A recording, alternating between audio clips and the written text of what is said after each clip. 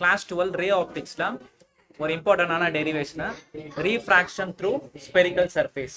சரியா, ரீஃப்ராக்ஷன் அப்படின்னா bending of light rays when it is traveling from one medium to another medium. அப்ப refraction எதனால நடக்குதுன்னு பார்ப்போம்.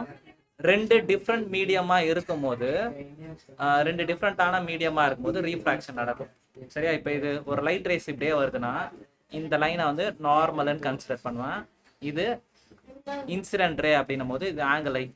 இது ரேரர் மீடியம், இது டென்சர் மீடியம் அப்படின்னும் போது டென்சர் மீடியம்ல வரப்ப ஸ்பீடு கம்மியாகும். சரியா, ஸ்பீடு கம்மியாகும், அதே நேரத்தில் ஆங்கிள் கம்மியாயிடும், பெண்ட் டுவர்ட்ஸ் த நார்மல் ஆகும்.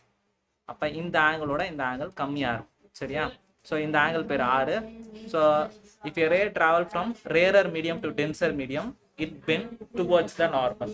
சரியா, இப்போ அதுவே மேலே வந்து வாட்டரு, கீழே வந்து ரேரராக இருக்கு அப்படிங்கும்போது if a light ray enter from denser medium, இது ஆங்கிள் ஐயா டென்சர் மீடியம்ல இருந்து ரேரர் மீடியம் வரப்ப ஸ்பீடு வந்து அதிகமாயிடும். இது எப்படி நீ புரிஞ்சுக்கலாம் அப்படின்னா, நார்மலா ஒரு சர்ஃபேஸ்ல நீ ஓடுற அப்படின்னா ஃபாஸ்டா ஓட முடியும். அதுவே தண்ணி இருக்கு, ஹிப் லெவல் வரைக்கும் தண்ணி இருக்கு, அதுல ஓடுனா ஓட முடியாது, ஸ்பீடு கம்மியாயிடும். அதே மாதிரி தான் லைட் ரேஸும் ரேரர் மீடியம்ல ஃபாஸ்டா போகும், டென்சர் மீடியம்ல ஸ்பீடு கம்மியாயிடும். ஓகேவா, அதே மாதிரி ஸ்பீடு அதிகமாச்சுன்னா இப்போ என்கிட்ட ஒரு ஸ்டோனு டைப் பண்ணி வச்சிருக்கேன், இது வெர்டிக்கலா சர்க்குலரா சுத்த போறோம் அப்படின்னா ஸ்பீடு அதிகமாக மேலே ஏறிட்டே வரும், ஸ்பீடு கம்மியாக கீழே வந்துட்டே இருக்கும். சரியா, ஸ்பீடு கம்மியாச்சுன்னா கீழே வந்துடும், பெண்ட் டுவர்ட்ஸ் த நார்மல் ஆயிடும். ஸ்பீடு கம்மியாச்சுன்னா கீழே வந்துடும், ஸ்பீடு அதிகமாச்சுன்னா மேலே வரும். அது தெரிஞ்சு வச்சுக்கோ. ஸோ இப்போ டென்சர் மீடியம்ல இருந்து ரேரர் மீடியம் வரப்ப இங்க ஸ்பீடு வந்து இங்க கம்மியா இருந்திருக்கும், இங்க ஸ்பீடு வந்து அதிகமாகும். ஸ்பீடு அதிகமாச்சுன்னா பெண்ட் அவே த நார்மல், நல்லா வெளியில வரும், ஆங்கிள் ஆர். சரியா, ஆங்கிள் ஐ கம்மியா இருக்கும், ஆங்கிள் ஆர் வந்து அதிகமா இருக்கும். இந்த இடத்துல இங்க ஸ்பீடு வந்து அதிகமா இருந்திருக்கும், இந்த இடத்துல ஸ்பீடு கம்மியாகும். ஸ்பீடு கம்மியாச்சுன்னா பெண்ட் டுவர்ட்ஸ் த நார்மல். இங்க ஐ பெருசா இருந்திருக்கும், ஆர் சின்னதா இருக்கும். சரியா, இது ரீஃப்ராக்ஷனோட பேசிக்ஸ். ரீஃப்ராக்ஷன் த்ரூ ஸ்னெல், ரீஃப்ராக்ஷனோட ரெண்டு லா அப்படின்னா என்னன்னா சொல்லுவாங்க அப்படின்னா, incident ray, refracted ray, normal line all lies in the same point. அது ஃபர்ஸ்ட் லா. செகண்ட் லா வந்து Snell's law. For Snell's law mu is equal to sine I by sine R. சரியா, angle of sine of angle of incidence is equal to sine of angle of refraction at constant material, constant medium. ரெண்டு கான்ஸ்டன்டா medium இருக்கும்போது sin i by sin r, nu is equal to sin i by sin r. சரி, இப்போ refraction through spherical surface பார்க்கலாம். இதுக்கான diagram first கிளியரா பார்த்துக்கலாம். First எடுத்தோடனே ஒரு நார்மல் லைன் வரைஞ்சிக்கிறேன். சரியா, நார்மல் லைன் வரைஞ்சிடுறேன். நார்மல் லைன் வரைஞ்சிட்டு இது நார்மல் லைனு. நெக்ஸ்ட் இதுல என்ன பண்ண போறேன் அப்படின்னா கான்வெக்ஸ் சர்ஃபேஸ்ன்னு போட்டுக்கிறேன். கான்வெக்ஸ் சர்ஃபேஸ் எப்படி இருக்க போகுது, இது மாதிரி இருக்க போகுது. சரியா, கான்வெக்ஸ் சர்ஃபேஸ் அழகா காம்பஸ் எடுத்து போடுங்க. சரியா, கான்வெக்ஸ் சர்ஃபேஸா இதோட சென்டர் பார்த்தீங்கன்னா இங்க இருக்கும், சென்டர் சி. ஓகேவா, இப்போ ஆப்ஜெக்டை நம்ம எப்பவுமே லெஃப்ட் சைட்ல தானே வைப்போம், இதான் ஆப்ஜெக்ட்னு கன்சிடர் பண்ணிக்கிறேன். இப்போ ஆப்ஜெக்ட் இங்க வச்சுனா இது வந்து இன்சிடென்ட் ரே. சரியா, இன்சிடென்ட் ரே எப்படி வருது, இன்சிடென்ட் ரே வந்து ஆங்கிள் போட்டுக்கோ, இது வந்து இன்சிடென்ட் ரேவா. இப்போ நார்மல் லைன் எப்படி வரையணும், எப்பவுமே இந்த பாயிண்ட்டையும் சென்டர் ஆஃப் கர்வேச்சரையும் இந்த பாயிண்ட் கான்டாக்ட் இதை கனெக்ட் பண்ணனா இதான் வந்து நார்மல் லைன். சரியா, நார்மல் லைன் ஆச்சா. அப்ப இந்த ஆங்கிள் பேரு தான் இன்சிடென்ட் ரேக்கும் நார்மலுக்கும் உள்ள ஆங்கிள் தான் வந்து இன்சிடென்ட் ஆங்கிள் ஐ. சரியா, இன்சிடென்ட் ஆங்கிள் போட்டியா. இப்ப இதுல என்ன சொல்லியிருக்கணும் அப்படின்னா, இது வந்து நான் மீடியம் அப்படின்னா n1, இது வந்து n2. ஷேட் பண்ணி வச்சுக்கோ, வேணா அப்படியே டாட்டா போட்டு வச்சுக்கோ. இது வந்து டென்சர் மீடியம். நான் சொல்ல போறேன் n1 greater than n2. n2 வந்து டென்சர் மீடியம் அப்படின்னு சொல்ல போறேன். இப்போ அந்த ரூல் அப்ளை பண்ணலாம். இப்போ light ray travel from rarer medium to denser medium, rarer மீடியம்ல இருந்து டென்சர் மீடியம் வந்துச்சுன்னா பெண்ட் டுவர்ட்ஸ் த நார்மல் ஆகும் போது. அப்போ பெண்ட் டுவர்ட்ஸ் த நார்மல் அப்படின்னா இந்த ஆங்கிள் ஐயோட ஆங்கிள் ஆர் கம்மியா வரப்போகுது. சரியா, ஆங்கிள் ஐயோட ஆங்கிள் ஆர் கம்மியா வரப்போகுது. அப்ப இது மாதிரி இங்க வரப்போகுது. சரியா, ஸோ ஆப்ஜெக்ட் இது வந்து ஆங்கிள் ஆர். சரியா, ஆங்கிள் ஆர் இது வந்து ஆப்ஜெக்ட், இது வந்து வந்தது இமேஜா இருக்கு. சரியா? ஸோ அவ்வளோதான் டயக்ராம். ஸோ இதோட ஆரோ மார்க்லாம் போட்டு வச்சுக்கலாம். ஸோ டயக்ராம்னு ஒரு முறை தெளிவாக பாருங்க. ஸோ ஃபர்ஸ்ட் எடுத்தோடனே ஒரு லைன் பிரின்சிபல் ஆக்சிஸ் வரைஞ்சிக்கோ, கான்வெக்ஸ் சர்ஃபேஸ் அழகாக வரைஞ்சிக்கோ. கான்வெக்ஸ் சர்ஃபேஸ் வரைஞ்சிட்டு இது வந்து இந்த சைடு பென்சிலில் ஷேட் பண்ணுறதா இருந்தாலும் பண்ணிங்க. பண்ணிட்டு ஆப்ஜெக்ட் ஃபர்ஸ்ட் போடுங்க. ஆப்ஜெக்ட் போட்டு இப்படி ஒரு லைன் இன்சிடென்ட் ரே போடுங்க.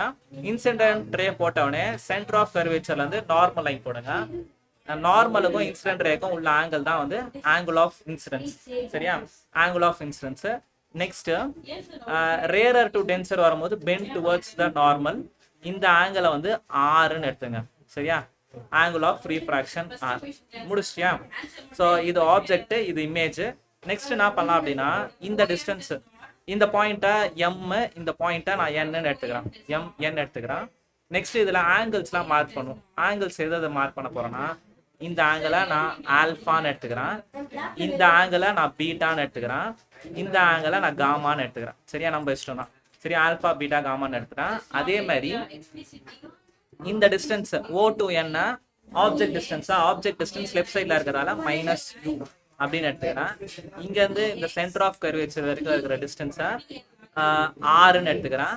நெக்ஸ்ட் இந்த பாயிண்ட்லேருந்து இந்த பாயிண்ட் வரைக்கும் இருக்கிற டிஸ்டன்ஸை இமேஜ் டிஸ்டன்ஸ் வின்னு எடுத்துக்கிறேன். சரியா? இப்போ டெரிவேஷன் ஸ்டார்ட் பண்ணலாம். டெரிவேஷனுக்கு ஃபர்ஸ்ட் ட்ரையாங்கிள்லாம் எடுக்கிறான்னு பாருங்க. ONM. ONMல இது ஆங்கிள் ஆல்ஃபாவா? ஸோ tan ஆல்ஃபா எடுங்க. tan ஆல்ஃபா அப்படின்னும் போது opposite side by adjacent side MN/ON. அதே மாதிரி நெக்ஸ்ட் ட்ரையாங்கிள் MNC, இது வந்து பீட்டா.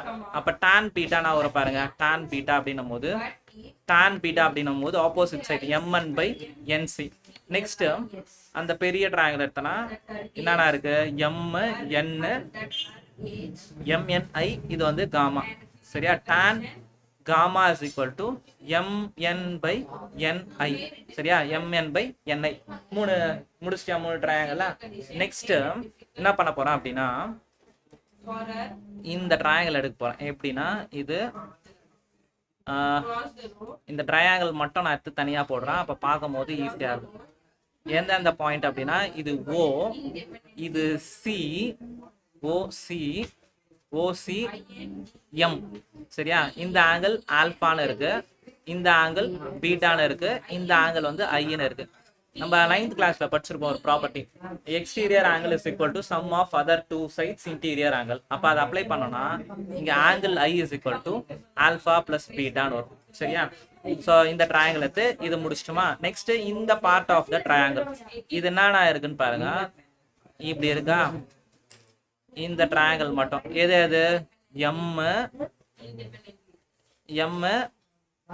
MCI. இந்த ஆங்கிள் வந்து 6, இந்த ஆங்கிள் வந்து ஆல்பா, இந்த ஆங்கிள் வந்து பீட்டா. இப்போ இதுலயுமே அதே ப்ராப்பர்ட்டி அப்ளை பண்ணுங்க. எக்ஸ்டீரியர் ஆங்கிள் வந்து இந்த கேஸ்ல பீட்டாவா இருக்கு. சரியா? அப்ப beta is equal to R plus gamma. சரியா? இதுல R மட்டும் வேணும்னா என்ன பண்ணலாம் பாருங்க. இதுல R மட்டும் வேணும்னா இங்கே போட்டுறோம். R மட்டும் வேணும்னா இந்த R அப்படியே இருக்கட்டும், இந்த காமா இந்த சைடு வந்துடும். Beta minus gamma. சரியா? ஸோ இப்போ இதில் ஸ்னெல்ஸ்ல அப்ளை பண்ண போகிறோம். ஸ்னெல்ஸ்ல அப்படின்னும் போது என்னத்தனா N1 sin I is equal to N2 sin R. சரியா? இப்போ இதில் எக்ஸ்ட்ரா ஒரு point for theta smaller angle, theta ரொம்ப ஸ்மாலாக இருக்கும்போது sin theta is equal to tan theta is equal to thetaன்னு எடுத்துக்கலாம். சரியா? அப்போ N1I is equal to N2 Rன்னு எடுத்துப்பேன். N1 ஐக்கு பதில் நான் என்ன போட்டுக்கிறேன்னா இது ஆல்ஃபா பிளஸ் பீட்டான்னு போட்டுப்பேன். N2க்கு பதில் N2 Rக்கு பதில் பீட்டா மைனஸ் காமா அப்படின்னு போட்டுக்கிறேன்.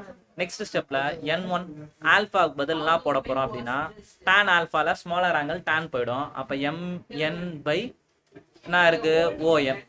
அப்புறம் பீட்டாக்கு MN/NCன்னு வரப்போகுது, MN/NCன்னு வரப்போகுது. N2 பீட்டா வந்து என்ன இருக்கு, MN/NC மைனஸ் காமான்னும் போது MN/NI. சரியா? இப்போ இதுல எல்லா டேர்ம்ஸ்லையுமே MN காமனா இருக்கு, வெளியில எடுத்துருங்க. எடுத்துட்டா அப்படின்னா 1/ON plus 1/NC N2 into MN காமனா வெளியில எடுத்துட்டா அப்படின்னா 1 by nc minus 1 by ni. இப்போ எது கேன்சல் பண்ணலாம், mn கேன்சல் பண்ணிடலாம். அப்போ n1 on நான் சொல்லலாம் பாருங்க, on இங்கே கொடுத்துருக்க பாரு, o to n வந்து மைனஸ் யூன்னு சொல்லலாம். கரெக்டா? So 1 by minus u plus 1 by nc வந்து நான் சொல்லலாம் n2c வந்து ஆறுன்னு சொல்லலாம்.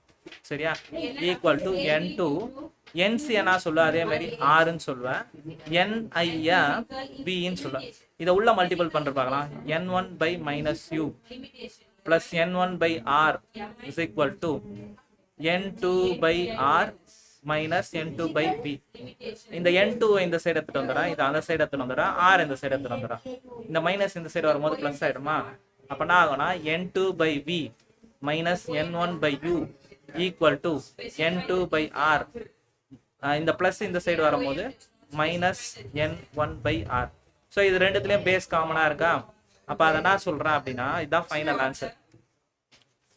n2 by v minus n1 by u is equal to n2 minus n1 by r.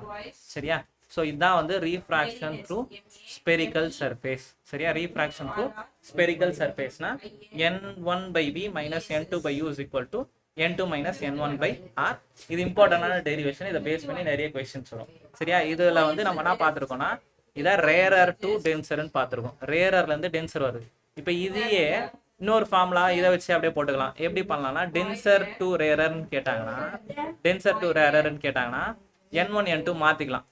n1 by b minus n2 by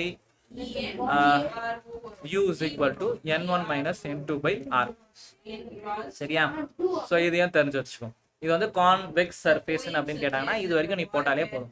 rarer to tensor தான் நம்ம derive பண்ணியிருக்கோம். n2 by v minus n1 by u is equal to n2 minus n1 by r. கிளியரா பொறுமையா பாருங்க.